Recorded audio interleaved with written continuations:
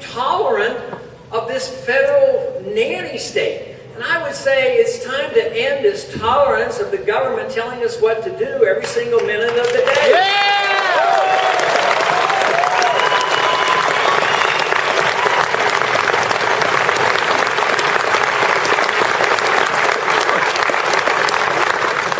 You know, it was not too long ago that some of the farmers that were interested in more natural, holistic type of vitamins and nutrition came in and said, won't you do something about the inability for us to transport and drink raw milk? And it dawned on me, how this has transpired. So I introduced the legislation that would have gotten the federal government out of it.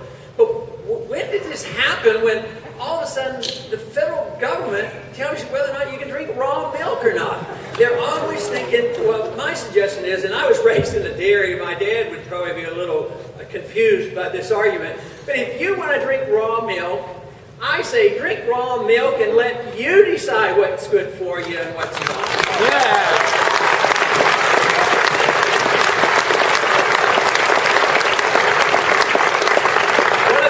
Of the drug war has been the rather ridiculous prohibition against raising hemp.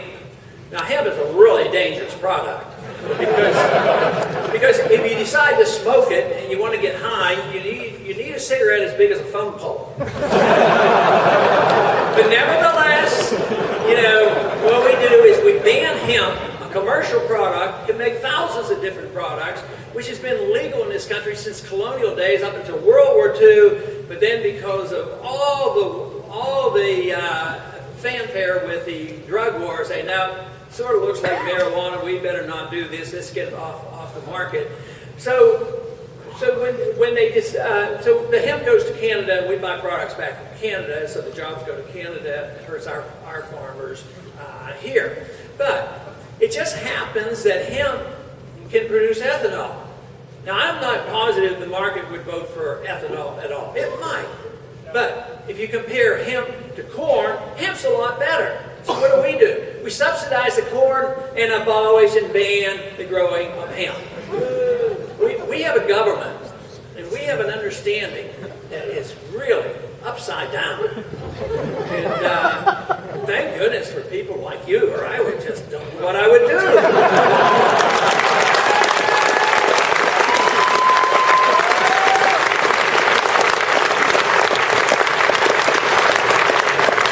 And your voices can be heard. They've already been heard. We prove that is the case.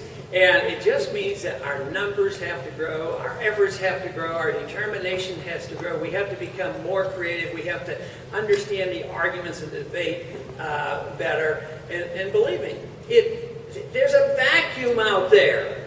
And we can fill it because all the policies that we have worked with here in the last 100 years now have come to the point of outright failure. It's the foreign policy that's failure, monetary policy that's failure, economic policy has failed.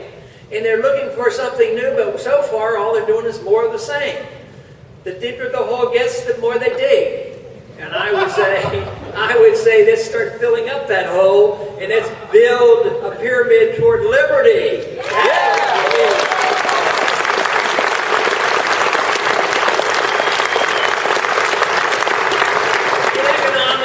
Accepted the notion that it is right and proper and moral for the government to provide a safety net for everything. And therefore, the government will take care of us. That is what we've been conditioned for over the years.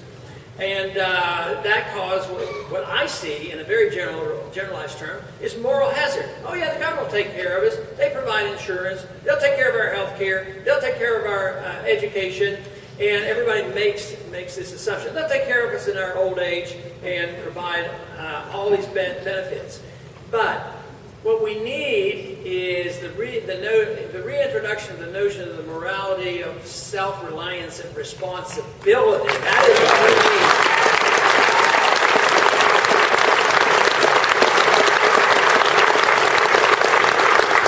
There have been other events in the news that I want to talk a little bit about. know there's a debate going on right now about our next Supreme Court Justice, Sotomayor. And you know, she had ruled on this case in New Haven. And I think that's a case worth studying. And she ruled, and then it was reversed 5-4. But I don't think that means the problem there has been reversed. But she ruled, the test was given, and the white individuals passed, and they got promoted. And she ruled, no, you can't do that. You have to take into consideration. Now, listen to her reasoning. She defended her argument by affirmative action law. She says, the law says da-da-da, and the way I interpret the law is that you can't do this kind of thing. She never even considered, well, what does the Constitution say? People have to look at the Constitution on these things. But what was the consequence of her original ruling? The consequence was that nobody got promoted. Now that's a strong message. That is what happens under socialism, whether it's economic or whatever.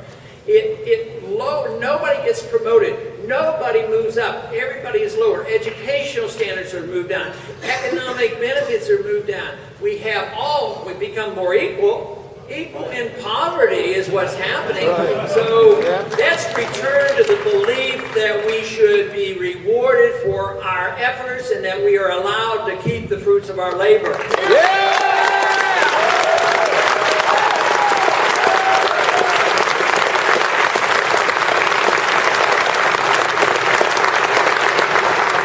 Just yesterday we had the State Department appropriation bill. Republicans get the last amendment. It's called recommit, amendment to recommit. Last effort to improve the bill. So the Republicans came up with a bill dealing with Honduras. Now, I don't know how much you've looked into Honduras. I keep trying to read about it and study and find out who's on which side.